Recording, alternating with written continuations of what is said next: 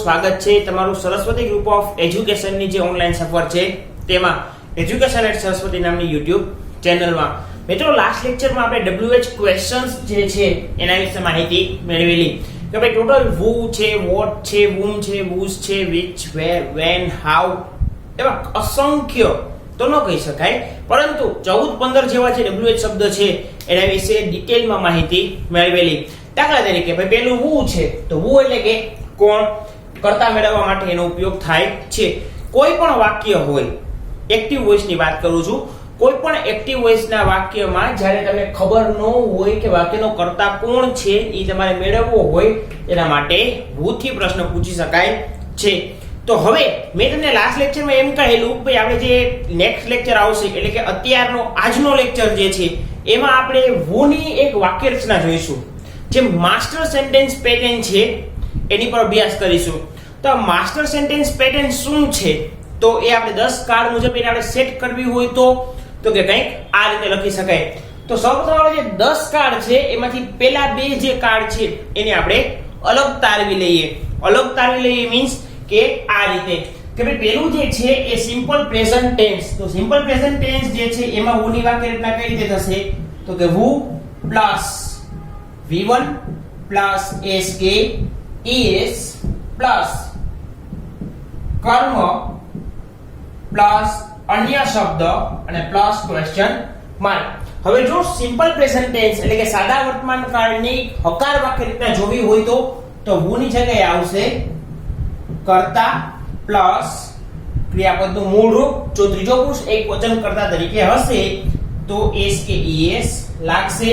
જો નહીં હોય તો V1 એમનું એમ. કર્મ પ્લસ અન્ય શબ્દ અને પ્લસ કઈ આવશે નહીં. ડન. આ થયું સાદો વર્તમાન કાળ.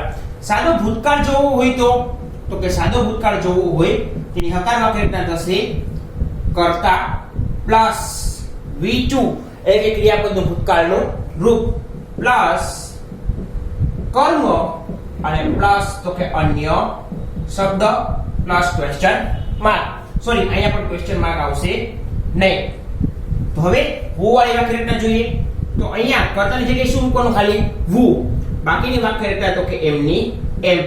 V2 પ્લસ કર્મ પ્લસ અન્ય શબ્દ અને પ્લસ ક્વેશ્ચન માર્ક. આ બે રચના જ એવી છે કે જેમાં અહીંયા ક્રિયાપદના રૂપમાં થોડોક ફેર પડે છે. એટલે કે જો સાદો વર્તમાન કાળ હશે તો V1 પછી SK ES જ આવશે અને અહીંયા ક્રિયાપદનું ભૂતકાળનું રૂપ. હવે એક એવી વાક્ય રચના જોવા જઈ રહ્યા છીએ કે જેમાં બધા જ કાળને લાગુ પડે છે. તો બાકીના બધા કાળની વાક્ય રચના કેવી હોય તો હકાર વાક્ય રચના લખીએ તો સૌપ્રથમ આવે કર્તા પ્લસ હવે અહીંયા આવશે સહાયકારક ક્રિયાપદ. સહાયકારક ક્રિયાપદ એટલે કે to be પણ હોઈ શકે છે, to have હોઈ શકે છે કે મોડલ ઓક્સિલરી પણ હોઈ શકે છે. તો કર્તા પ્લસ સહાયકારક ક્રિયાપદ પ્લસ વર્બ. હું અહીં ખાલી વર્બ લખું છું. હું V1 V2 V3 એમ ક્લાસિફાય કરતો નથી કારણ જો એ એમિઝાર હશે ત્યારે V4 આવશે, વોઝવેર હશે તો પણ V4 આવશે. અહીંયા માની લો સેલ કે વ્હીલ હશે કે જેવી કોઈ બીજી મોડલ ઓક્સિલરી હશે તો અહીંયા V1 આવશે. અહીંયા હેવ હેઝ કે હેડ હશે તો અહીંયા V3 આવશે. એ તમારા પર ડિપેન્ડ કરે છે. તમને જે છે આ વાક્યના બધી આપણે જે 10 કાર્ડ જોયા છે એ મુજબ તો કે યાદ હોવી જોઈએ. તો અહીંયા ફક્ત V જ લખું છું. ત્યારબાદ હકાર વાક્ય રચના છે એટલે વર્બ પછી આવશે કર્મ અને ત્યારબાદ તો કે અન્ય શબ્દ. આની મારે who વાળી વાક્ય રચના બનાવવી હોય તો હું કર્તાની જગ્યાએ શું મૂકીશ who પ્લસ આ જે સપોર્ટિંગ ક્રિયાપદ જે છે સહાયકારક ક્રિયાપદ બરાબર એને આપણે એમના એમ રાખીશું પ્લસ વર્બનું વર્બ એમનમ પ્લસ કર્મનું કર્મ એમનમ અને પ્લસ તો કે અન્ય શબ્દ. હવે વાક્ય રચના ક્યાંથી ચાલુ થઈ છે who થી તો છેલ્લે ક્વેશ્ચન માર્ક મૂકવો કમ્પલસરી છે. સર અમને આ નો સમજાણો, અમને કોઈ એક્ઝામ્પલ આપો બતાવો. ચાલો એક્ઝામ્પલ જોઈએ. લખીએ અહીંયા એક્ઝામ્પલ ગ્રેસિયા નંબર 1 કે ભાઈ Ram is eating an apple now. આ થયું એક એક્ઝામ્પલ. હવે ઈઝ જે છે સહાયકારક ક્રિયાપદ છે, આ વર્બ છે એ તો કે eating છે, રામ છે એ કર્તા છે, એન્ડ એપલ કર્મ, અને નાવ તો કે અન્ય શબ્દ છે. હવે મારે આના પછી who થી પ્રશ્ન બનાવવો હોય તો ચાલો અહીંયા જોઈએ who નો ઉપયોગ ક્યારે થાય તો કે કર્તા મેળવવા માટે. તો વાક્યમાં કર્તા કોણ છે એની મને અત્યારે કોઈ ખબર છે નહીં, અને વાક્ય તો કે એક્ટિવ વોઇસ નું છે. હું who વડે પ્રશ્ન બનાવું છું તો મારે હવે who ની વાક્ય રચના જોવી પડશે. તો who ની શરૂઆતમાં શું આવે છે તો કે who. હવે સહાયકારક ક્રિયાપદ એ તો are you. who is eating an apple now.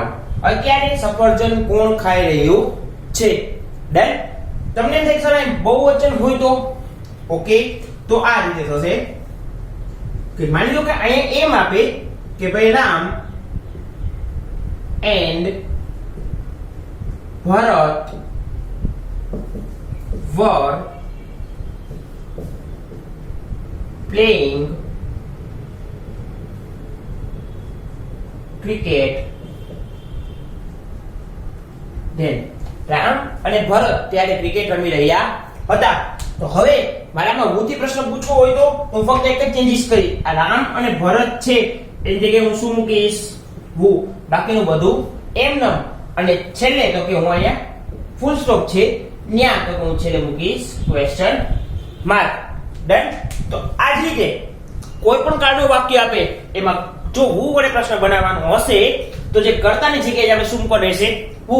પછી અહીંયા કોઈ માની લો સહાયકાર ક્રિયાપદ તરીકે શેલ કે will આપે કે ભાઈ એમ આપે કે ભાઈ Ram and Bharat will play cricket tomorrow. તો મારે હવે શું કરવાનું તો કે રામ અને ભરતની જગ્યાએ શું મૂકી દેવાનું who will play cricket tomorrow. બરાબર છે. બીજું એક્ઝામ્પલ જોઈએ કે ભાઈ my mother has cooked evening meal. મારી માતાએ સાંજનું જમવાનું બનાવી લીધું છે. મારે who થી પ્રશ્ન પૂછવો હોય તો who has cooked evening meal. કોણે સાંજનું જમવાનું બનાવ્યું છે, અને છેલ્લે ક્વેશ્ચન માર્ક. ડન. તો who ની વાક્ય રચના શૈલી પડી ને તો સૌપ્રથમ ફરીથી એક વખત જોઈ લઈએ કે who નો ઉપયોગ ક્યાં થશે તો કે કર્તા મેળવવા માટે. who નું ગુજરાતી શું થશે તો કે કોણ. ફક્ત સાદો વર્તમાન કાળ અને સાદો ભૂતકાળની જ વાક્ય રચના એવી છે કે જેમાં અહીંયા વાક્યની શરૂઆતમાં who આવે તો સાદા વર્તમાન કાળમાં V1 પછી S કે ES આવશે, બાકીનું બધું તો કે એમનું એમ. અને સાદા ભૂતકાળમાં who પછી સીધું V2 આવશે, બાકીનું ઉપર મુજબ એમનું એમ. પછી થઈ તો કે આ કોમન વાક્ય રચના કે જેમાં બધા જ કાળની વાક્ય રચના છે એમાં તો કે આ વસ્તુ ફોર્મેટ સેમ બેસે છે. કારણ કે સાદો વર્તમાન કાળ અને સાદો ભૂતકાળની હકાર વાક્ય રચનાને બાદ કરો એટલે પછી મોટા ભાગના કાળ જે છે કે પછી બાકી વધતા જે કાળ છે એમાં સપોર્ટિંગ ક્રિયાપદ ક્યાંક ને ક્યાંક તો કે આવતું જ હોય છે. તો આપણે જોઈ લીધું કે ભાઈ કોઈ પણ કાળનું વાક્ય હોય આપણે who થી પ્રશ્ન બનાવવાનો હોય તો સહાયકારક ક્રિયાપદની પહેલા જે શબ્દ છે એ કરતા હોય એની જગ્યાએ who મૂકવાથી એ પ્રશ્ન બને છે. કમ્પ્લીટ. જોઈ લ્યો, એક વખત લખી લ્યો. તમારે ચોપડામાં કઈ રીતે લખવાનું થશે તો કે સૌપ્રથમ ટાઇટલ મારવાનું who કોણ, એની પહેલાનું ટાઇટલ છે WH ક્વેશ્ચન apostrophe ની નિશાની છે સેન્ટેન્સ પેટર્ન કે WH ક્વેશ્ચન્સ ની સેન્ટેન્સ પેટર્ન બહુવચન આવશે. ત્યાર પછી એકડો કરી લખવાનું who એટલે કોણ, એની નીચે કર્તા મેળવવા માટે who નો ઉપયોગ થાય છે. આયા તો કે પહેલી વાક્ય રચના છે એ કેના માટે છે તો કે સાદા વર્તમાન કાળની. બીજી વાક્ય રચના છે એ તો કે સાદા ભૂતકાળની છે. અને ત્યારબાદ જે ત્રીજી વાક્ય રચના છે એ તો કે કોમન છે. કોમન એટલે કે બધા જ કાળમાં બધી જ પ્રકારે જેટલા પણ વાક્યો બને છે એમાં વાક્ય રચના તો કે કંઈક આ રીતે હોય છે. એની છે એની WH વાક્ય રચના. અને પછી તો કે બે એક્ઝામ્પલ લખવાના રહેશે. આટલું લખી લ્યો, જોઈ લ્યો. પછી આપણે વધીએ છીએ નેક્સ્ટ શબ્દ માટે. હવે તો કે જોઈએ નંબર 2. નંબર 2 છે વોટ. વોટ એટલે કે શું. હવે આ બાબતે છે ને ઘણી વખત રમૂજ ઉત્પન્ન થતી હોય છે. માની લો ક્લાસમાં કોઈ ટીખળખોર વ્યક્તિ હોય, મસ્તીખોર વિદ્યાર્થી હોય, એટલે આપણે ક્લાસમાં ભણાવતા ને એટલે આમ હાથ ઊંચો કરે, સર એક સવાલ પૂછું. આવડે કે હા પૂછો બેટા. એટલે એમ કે સર વોટ નું ગુજરાતી શું થાય. બરાબર છે. હવે હકીકત જોવા જાવ તો હું તમને એમ કહું કે ભાઈ છોકરા વોટનું ગુજરાતી શું થાય, તો અમુક પાછા સામે હળી કરે, લે સાહેબને ખબર જ નથી વોટનું ગુજરાતી શું થાય, આપણને ભણાવવા આવે. પણ હકીકતે હું તમને કહેવા માંગુ છું, હું તમને પ્રશ્ન કરતો નથી, હું તમને માહિતી આપું છું ભાઈ વોટનું ગુજરાતી શું થાય. આવી ઘણી વખત જે છે એ તો કે ક્લાસમાં પ્રવૃત્તિ ચાલતી હોય છે, પણ આટલા વર્ષથી ભણાવતા હોય એટલે પછી હવે મેં યુક્તિ કીધી છે શું કે જો કોઈ વિદ્યાર્થી એમ પૂછે સર વોટનું ગુજરાતી શું થાય, બરાબર, હવે હું સામો પ્રશ્ન પૂછું, એનો જવાબ હું તને હાલ હમણાં દઈ દઉં, તું મારા એક સવાલનો જવાબ દે, શું આઈ ડોન્ટ નો નું ગુજરાતી શું થાય, બરાબર. જો કે ખૂબ જ ચવાઈ ગયેલો જોક છે, તમને મને બેયને ખબર છે, પણ ચાલુ ક્લાસે કોઈને આ રીતે પ્રશ્ન પૂછવાથી ક્લાસના જે બીજા વિદ્યાર્થી હોય ને એને બહુ મજા આવે, ખાધું સાહેબે હાયકા. ડન. હવે આપણે જાણીએ વોટ વિશે. વોટ એટલે શું, તો કે વાક્યમાંથી કર્મ મેળવવા માટે વોટનો ઉપયોગ થાય છે. વાક્યમાંથી જ્યારે કર્મ મેળવવું હોય ત્યારે. બીજું, વ્યક્તિ અથવા કર્તા શું પ્રવૃત્તિ કરી રહ્યો છે તે જાણવા માટે શું પ્રવૃત્તિ કરે છે. દાખલા તરીકે કે ભાઈ હું ક્લાસમાં છું નહીં, તમારે લેક્ચર છે, બરાબર. હવે એક લેક્ચર પતી ગયો છે, બીજો લેક્ચર ચાલુ થવાનો છે, વચ્ચે 5 મિનિટ જે છે એ તો કે ગેપ પડે છે, અને એ અવસર દરમિયાન ક્લાસમાં કોઈ હાજર હોતું નથી.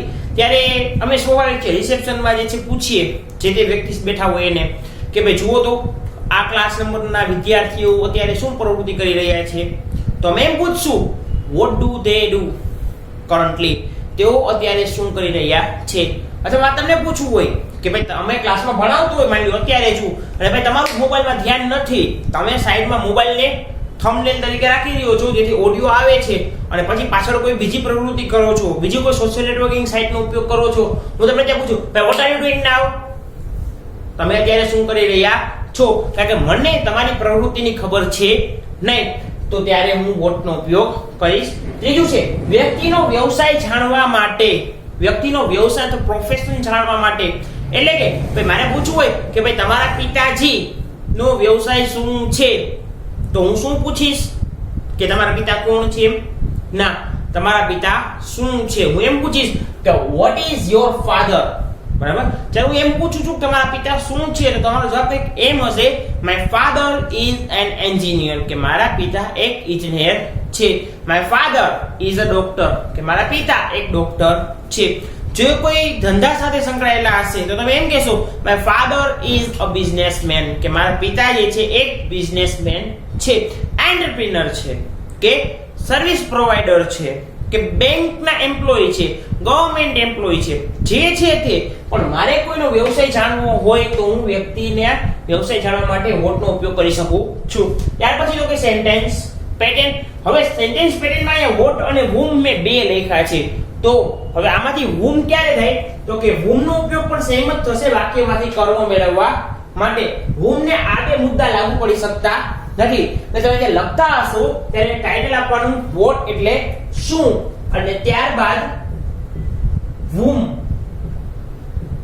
એટલે કોને.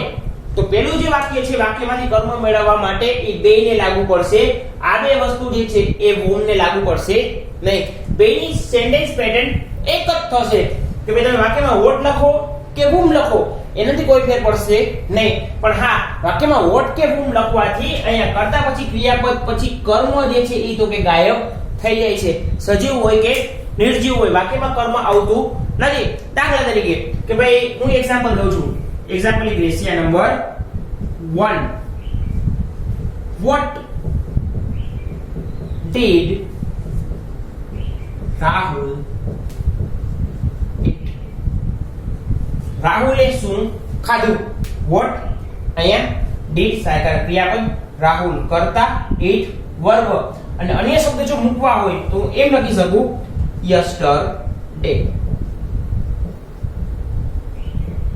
રાહુલે ગઈકાલે શું ખાધું?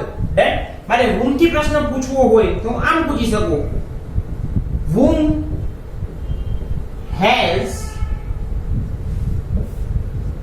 Samir called last night? Last night ગઈકાલે સાંજે સમીરે કોને બોલાવ્યો અથવા કોને બોલાવેલો છે, કોને બોલાવ્યો હતો? તો તમે જોઈ શકો છો કે વોટ અને whom ની વાક્યરચનામાં ક્યાંય ફેર પડતો નથી. વોટ હોય કે whom હોય ત્યાં પછી સીધું સહાયક ક્રિયાપદ આવે છે, પછી તો કે કર્તા મુકાય છે, કર્તા પછી તો કે સીધું verb, જે કે કાળનું જે verb હોય તે, અને ત્યારબાદ other words. આપણે કોઈ ચાલુ કાળનું એક્ઝામ્પલ લઈએ. ત્રીજું, what is he doing now? તે અત્યારે શું કરી રહ્યો છે? આ વાત કરું છું તેને. મારે તમારી વાત કરવી હોય તો હું આમ પૂછીશ, what will you do tomorrow? તમે આવતીકાલે શું કરશો? અહીંયા તમારે એક વાત ખાસ ધ્યાનમાં રાખવાની છે, અને ઈ છે કે અહીંયા જે મુકાતું સહાયકારક ક્રિયાપદ છે ઈ ત્યાર પછી આવતા કર્તાને અનુરૂપ મુકાશે. જેમ કે ડીડ છે સાદો ભૂતકાળ, તો એને કર્તા સાથે કોઈ લેવા દેવા છે નહીં. અહીંયા કર્તા એકવચન હોય કે બહુવચન હોય, ડીડ માં ડીડ જ રહેશે. પણ અહીંયા તમે જોઈ શકો છો બીજા વાક્યમાં whom થી વાક્ય બનાવ્યું તો સમીર કર્તા તરીકે આવ્યો, તો સમીર ત્રીજો પુરુષ એકવચન થાય છે, અહીંયા આવી ગયું has. ત્યાર પછી ત્રીજું, what is he doing now? અહીંયા કર્તા તરીકે જે છે તો કે he છે, એટલા માટે આવ્યું is. માની લ્યો કે he છે એની જગ્યાએ you હોત તો is ની જગ્યાએ શું આવી જાય? આ આવી જાય. બીજા ચોથા વાક્યમાં what will you do tomorrow? તમે આવતીકાલે શું કરશો? તો will મોનોલોગ સિલેરી છે, you સાથે will આવ્યું. પણ જો અહીંયા I કે we કરતા તરીકે હોત તો અહીંયા shall આવી જાય. એવી જ રીતે whom થી તમે પ્રશ્ન પૂછો છો કે ભાઈ what is he doing now? તેને કોને આમંત્રણ આપ્યું છે? તો આપ્યું છે તો has માં જાય, તો અથવા તો કે તેને કોને આમંત્રણ આપ્યું? whom did he invite? એને કોને ઇન્વાઇટ કર્યો? ડન. તે કોને ઇન્વાઇટ કરશે? તો whom will he invite? તે કોને ઇન્વાઇટ કરશે? કમ્પ્લીટ. તો આ થયું વોટ અને whom. પ્રત્યેક વખત રિફર કરી લઈએ કે ભાઈ વોટ જે છે એનું સામાન્ય ગુજરાતી જે છે એનું ઉચ્ચારણ જે છે એ તો કે વોટ થાય, અને એનો અર્થ જે છે એ તો કે શું થાય. ત્યારે whom થી તો કે કોને. બેયનો ઉપયોગ વાક્યમાંથી કર્મ મેળવવા માટે થાય છે. હવે શું મારે રિપીટ કરવાની જરૂર છે કે ભાઈ વોટ વડે પ્રશ્ન પૂછવાથી કયું કર્મ મળે અને whom વડે પ્રશ્ન પૂછવાથી કોનું કર્મ મળે? તો કે ના, એ ઓલરેડી તમને ખ્યાલ છે કે ભાઈ વોટ વડે પ્રશ્ન પૂછો એટલે તમને નિર્જીવ કર્મ મળે, અને whom વડે પ્રશ્ન પૂછો તો તમને સજીવ કર્મ મળવાનું છે.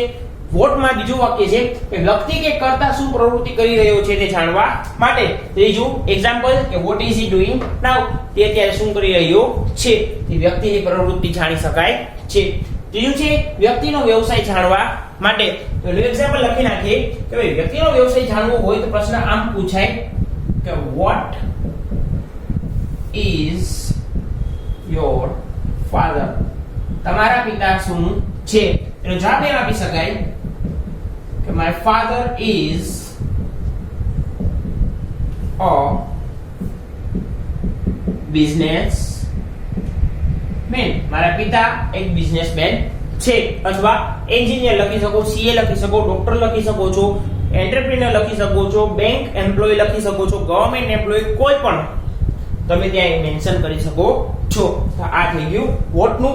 વાક્યરચના પર આવીએ તો વોટ અને whom ની વાક્યરચના તો કે એક સમાન થાય છે, કે જેમાં વાક્યની શરૂઆતમાં વોટ અને whom આવશે, ત્યાર પછી તો કે સહાયકારક ક્રિયાપદ. પણ કોના પરથી નક્કી થશે? તો કે ત્યાર પછી વાક્યમાં આવતા કર્તાને અનુરૂપ સહાયકારક ક્રિયાપદ મુકાશે. ત્યાર પછી તો કે verb. verb કયું? તો કે જે સહાયકારક ક્રિયાપદ મૂક્યું હોય એ જે કાળમાં આવતું હોય એ મુજબનું verb મુકાય. જેમ કે did છે તો એ V1 છે, અહીંયા has છે આ V3 છે, અહીંયા is કે are છે તો અહીંયા ing વાળું રૂપ છે, અહીંયા will છે અહીંયા V1 છે. તો જે સહાયકારક ક્રિયાપદ તમે મૂકો છો એ પ્રમાણેનું verb અહીંયા હશે. ત્યારબાદ અન્ય શબ્દ અને છેલ્લે ક્વેશ્ચન માર્ક. તો આ થઈ ગયું વોટ અને whom. હજી બે જ વાક્યરચના આપણે જોઈ છે કે ભાઈ પહેલી જે છે એ તો કે who ની જોઈ, બીજી જે છે એ તો કે વોટ અને whom ની જોઈ. હવે સાચી વાક્યરચના આપણે જોવાની છે નહીં. વધીને 3 વાક્યરચના છે, 4 કે 6 વાક્યરચના આપણે જોશું એટલે બધા જે WH વર્ડ છે તો કે 6 એ 6 વાક્યરચનામાં ફિટ થઈ જશે. તમે આટલું લખી લ્યો, જોઈ લ્યો. એક ખાસ નોંધ કે તમારે આ રીતે લખવાનું છે ને who અને what whom લખવાનું તમારે છે નહીં. તમારે આ જ રીતે બોર્ડમાં લખવાનું છે જે રીતે તમે કીધું છે એ જ રીતે કમ્પ્લીટ જોઈ લ્યો, લખી લ્યો. પછી મળીએ છીએ નેક્સ્ટ વર્ડ માટે. હવે જોઈએ ત્રીજા નંબરનો શબ્દ કે ત્રીજા નંબરનો શબ્દ છે હાઉ અને વાય. એટલે ત્રીજા નંબરનો શબ્દ મીન્સ કે ત્રીજા નંબરની વાક્ય રચના કે જેમાં હાઉ એટલે કે કેવી રીતે અને વાય એટલે કે શા માટે. તમે સૌપ્રથમ જોઈએ હાઉ. તો પેલું છે વાક્યમાંથી એડવર્બ કે એડજેક્ટિવ્સ મેળવવા માટે. વાક્યમાં કોઈ વિશેષણ કે ક્રિયા વિશેષણનો જો ઉપયોગ થયો હોય તો એ મેળવવા માટે હાઉનો ઉપયોગ થાય છે. બીજું છે રીત અથવા પદ્ધતિ મેળવવા માટે. કોઈ રીત હોય કે કોઈ પદ્ધતિ હોય તો એને મેળવવા માટે તો પણ હાઉનો ઉપયોગ થાય છે. થર્ડ છે વ્યક્તિની ઉંમર જાણવા માટે કે ભાઈ તમારી ઉંમર શું છે એ પૂછવું હોય કે તમે કેવડા છો, તમારી કેટલા વર્ષના થયા તમે એ પૂછવું હોય તો મારે હાઉનો ઉપયોગ કરવો પડે છે. ત્યાર પછી તો કે વાય. તો કે વાક્યમાંથી કારણ જાણવા માટે. કારણ એટલે કે રીઝન. અને બીજું છે વ્યક્તિનો હેતુ અથવા ઈરાદો જાણવા માટે. તો હેતુ અને ઈરાદો એટલે કે પર્પસ. તો અહીંયા જે છે આપણે બહુ સામાન્ય લાગે ભાઈ, પણ વાય થી આગળ જતા ખૂબ મહત્વનો ભાગ ભજવવાનું છે. એનું કારણ એ છે કે ભાઈ જ્યારે આપણે ફંક્શન્સ નો અભ્યાસ કરીશું અથવા 12મા ધોરણમાં આપણે ફંક્શન્સ નો અભ્યાસ કરી ગયા છીએ, એમાં શોઈંગ રીઝન અને શોઈંગ પર્પસ બે ફંક્શનમાં તેમને ચોખ્ખા શબ્દોમાં કહેલું કે ભાઈ જ્યારે પ્રશ્ન વાય થી પૂછાતો હોય ત્યારે સૌપ્રથમ તમારે જોવું પડે કે તમે રીઝન પૂછ્યું છે કે પર્પસ. કારણ કે બેયનો જે છે ક્વેશ્ચન એક જ સમાન થાય. દાખલા તરીકે ભાઈ તમે ગઈકાલે સ્કૂલે નહોતા આવ્યા એટલે હું તમને પ્રશ્ન પૂછું કે ભાઈ તમે શા માટે કાલે સ્કૂલે આવ્યા નહોતા, અથવા તમે શા માટે કાલે એબ્સન્ટ હતા. તો ઇંગ્લિશમાં પ્રશ્ન એમ પૂછીશ કે ભાઈ why were you absent yesterday. તમે ગઈકાલે એબ્સન્ટ શા માટે હતા. ડન. હવે હું તમને એમ પૂછું છું કે તમે ગઈકાલે શાક માર્કેટ શા માટે ગયા હતા. તો હું તમને એમ પૂછીશ કે ભાઈ why did you visit the vegetable market, fruit market. તો તમે શાક માર્કેટે જાવ છો ત્યારે તમારો ઈરાદો છે, પર્પસ છે કે ભાઈ શાકભાજી ખરીદવા, ફળો ખરીદવા. ડન. હું તમને પૂછું કે તમે સ્કૂલે શા માટે આવો છો, why do you come to the school regularly. તો તમે એમ કહેશો કે અમે ભણવા આવીએ છીએ. ભણવું એ તમારો પર્પસ છે, તમારો ઈરાદો છે. પણ તમે એબ્સન્ટ હતા, હું તમને કહું કે ભાઈ તમે કા મોડા થયા, કેમ મોડું થયું ભાઈ, આટલું મોડું હાલે, why were you late today. તો ત્યાં તમારી પાસે રીઝન હશે. તો વાક્યને ઓળખવું તમારા માટે ખાસ જરૂરી બની જાય છે અને આ યાદ રાખવું ખૂબ મહત્વનું બની જાય છે. આ WH ક્વેશ્ચનમાં તમે બાકીના બધા જે છે એ યાદ રાખો. ફંક્શનમાંથી બે ફંક્શન આની ઉપર ડિપેન્ડન્ટ છે. ખાલી એક શબ્દ અને બે ફંક્શન રીઝન અને પર્પસ. 12મા ધોરણને ઓલરેડી ખબર જ છે કે ફંક્શન્સમાં કેવી મજા આવે છે. આપણે 11મા ધોરણ વાળાને તો કે હવે આ ટોપિક પૂરો થશે પછી ધીમે ધીમે મજા આવવાનું ચાલુ થશે. હવે તો કે સેન્ટેન્સ પેટર્ન જોવા જઈએ તો વાય અને હાઉ બેની સેન્ટેન્સ પેટર્ન એક જ થાય છે. વાક્યની શરૂઆતમાં વાય અથવા હાઉ, ત્યાર પછી સહાયકારક ક્રિયાપદ, કર્તા, મુખ્ય ક્રિયાપદ, કર્મ અને અન્ય શબ્દ. અહીંયા જે વર્બ લખેલું છે એ કોના પર ડિપેન્ડ હશે? તો કે તમે જે સહાયકારક ક્રિયાપદ તરીકે જે શબ્દ મૂકશો એની પર અહીંયા વર્બ ડિપેન્ડ હશે. એટલે કે ડુ ડઝ મૂકશો તો આ V1 આવશે, ડીડ હશે તો પણ V1 આવશે, એમિસાર હશે તો ING વાળો આવશે, વોઝ વેર હશે તો પણ ING વાળો આવશે, હેડ વેસ કે હેડ હશે તો V3 આવશે, અને જો કોઈ મોડલ ઓક્સિલરી હશે તો અહીંયા V1 આવશે. તો અહીંયા પછી સહાયકારક ક્રિયાપદ મૂકશું એના આધારે આ ડિપેન્ડ થશે. હાઉ હોય કે વાય હોય, પેલી સેન્ટેન્સ પેટર્ન એક કે વાય અને હાઉ પ્લસ સહાયકારક ક્રિયાપદ અથવા તો કે કર્તા, વર્બ, કર્મ, અન્ય શબ્દ અને ક્વેશ્ચન માર્ક. તમે અત્યારે આટલું લખી લ્યો કે સૌપ્રથમ 3 નંબર આપો, હાઉ કેવી રીતે અને વાય શા માટે, એમાં A હાઉ, B વાય અને બે ની તો કે છેલ્લે સેન્ટેન્સ પેટર્ન. હવે આના પછી આપણે જોઈએ હાઉ અને વાય બંનેના એક્ઝામ્પલ્સ. અત્યાર સુધી આપણે 3 વાક્ય રચના જોઈ. પેલી થઈ who ની, બીજી what અને whom, ત્રીજી વાય અને હાઉ. હવે પછી જોઈશું તો કે આના એક્ઝામ્પલ્સ. અત્યારે બોર્ડમાં જે રીતે લખેલું છે એ જ પ્રમાણે તમે તમારી ફેરબુકમાં લખી લ્યો. પછી જોઈએ છે આના એક્ઝામ્પલ્સ. હવે બોર્ડ ઉપર આપણને દેખાઈ રહ્યા છે એક્ઝામ્પલ વાય અને હાઉ ના. પહેલું એક્ઝામ્પલ છે how will you solve that sum. તમે તે દાખલો કઈ રીતે ઉકેલશો. તો અહીંયા રીત અથવા પદ્ધતિની વાત થઈ છે. બીજું why were you absent yesterday. તમે ગઈકાલે એબ્સન્ટ શા માટે હતા, અહીંયા તમને કારણ પૂછવામાં આવ્યું છે. ત્રીજું how did he win the race. તેણે રેસ કઈ રીતે જીતી. તો અહીંયા પણ જે છે એ તો કે રીત અથવા પદ્ધતિ પૂછવામાં આવી છે. અથવા આમાં તમે જે છે તો કે એડવર્બ મૂકી શકો છો કે ભાઈ he won the race and he walked અથવા he ran fast so he won the race. તે ઝડપથી દોડ્યો તેથી તે રેસ જીતી ગયો. ચોથું છે how old are you. આ જે છે ચોથો પ્રશ્ન એ તો કે ઉંમર પૂછવા માટે અથવા તો કે એજ પૂછવા માટે વપરાય છે. ડન. અહીંયા તમે એમ પણ પૂછી શકો છો કે how old is your brother. તમારો ભાઈ કેવડો છે. પાંચમો પ્રશ્ન છે why has your father met to the principal. Sorry, અહીંયા એક મિસ્ટેક છે કે ભાઈ તમારા પિતા જે છે એ પ્રિન્સિપાલને શા માટે મળ્યા. અહીંયા met આવશે, v3 આવશે કે why has your father met to the principal. કે ભાઈ તમારા પિતા પ્રિન્સિપાલને શા માટે મળ્યા. why did you not submit your answer sheet. તમે તમારી આન્સર શીટ શા માટે જમા નથી કરાવી. તો આ જે છે એ પ્રશ્નાર્થ નકાર વાક્ય રચનાનું ઉદાહરણ છે. ત્યારબાદ સાતમું છે how will she walk. તેની કઈ રીતે ચાલશે. જો તમે એમ આપી શકો કે she will walk slowly. તે ધીમે ચાલશે તો વાક્યમાં એડવર્બ એટલે કે વિશેષણ મળી ગયું. તમે એમ લખી શકો she will walk faster. તેની ઝડપથી ચાલશે તો પણ વાક્યમાં એડવર્બ મળે છે. આ થયા 7 એક્ઝામ્પલ. સાથે એક્ઝામ્પલ જોઈ લ્યો, લખી લ્યો. પછી મળીએ છીએ નેક્સ્ટ લેક્ચરમાં કે જ્યાં આપણે ટોટલ 3 વાક્ય રચના થઈ. હવે તો કે 3 જ વાક્ય રચના જોવાની છે. એ 3 વાક્ય રચનાને લઈને મળીએ છીએ નેક્સ્ટ લેક્ચરમાં એના એક્ઝામ્પલ સાથે. ત્યાં સુધી જય હિન્દ, જય ભારત એન્ડ વંદે માતરમ.